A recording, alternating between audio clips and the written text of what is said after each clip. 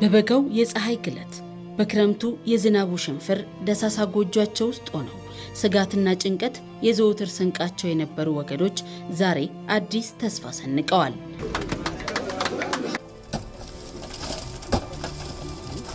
ባለፉት ጥቂት ዓመታት የመደመር መንግስት ልዩ ትኩረት ሰጥቶ በሰራባቸው ሰው ተኮር የልማት ፕሮጀክቶች የበርካቶች ስቃይ አብቅቶ በደስታ እንባ ተተክቷል።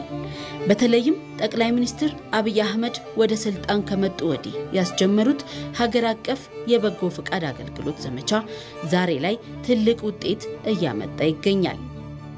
በእንደዚህ አይነት አሳዛኝ ህይወት የሚኖሩ ሰዎች ልክ ስራውን ስንጨርስ ቤት ነው የምናስረክባቸው። አንድም ብር አይከፍሉም፣ ንጹህ ቤት ይቀበላሉ። ይህ ማለት የኑሮ ደረጃቸው ትናንት ከነበረበት በጣም አስከፊ ሁኔታ ኦቨርናይት የተሻሻለ ነገር ያገኛሉ ማለት ነው። ቤት አንዱ ኢንዴክስ አንዱ መለኪያ ስለሆነ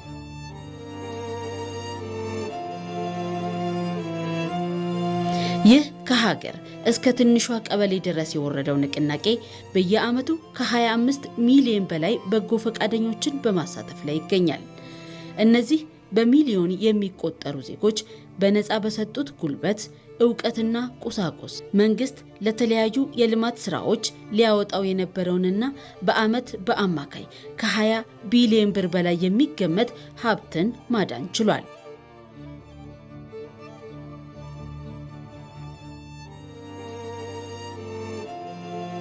ብዙ ኢትዮጵያ እናቶቻችን ይሄንን ሲያገኙ ማየትና ሲስቁ ማየት ብቻ ነው የምንፈልገው።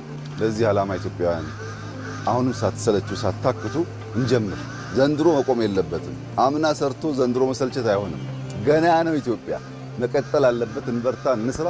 ከሰራን የሚለወጥ የሚቀየር ሀገር ነው ያለን። የሚያመላክተውም ይሄንን ነው።